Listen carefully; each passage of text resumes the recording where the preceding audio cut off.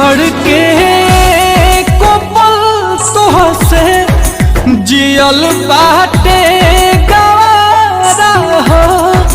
कह कैसे उमर भरला सनम करब गुजारा हो। रोवाता दिल बेचारा हो। होई प्यार न दोबारा हो। होई प्यार न दोबारा हो। होई प्यार न दोबारा हो। होई प्यार न दोबारा हो।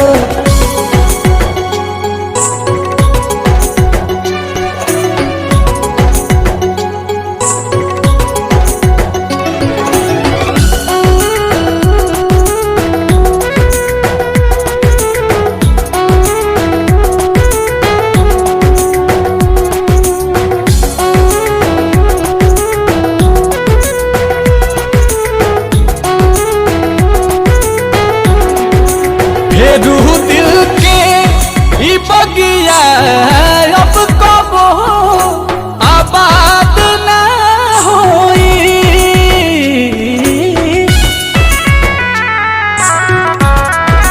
सिवा तोहरा रहे ना प्यार कबो तहरा बात ना होई। अचानक के सब खत्म भई ना बुझ पैली सारा हो। होई प्यार न दोबारा हो। होई प्यार न दोबारा हो। होई प्यार न दोबारा हो। होई प्यार न दोबारा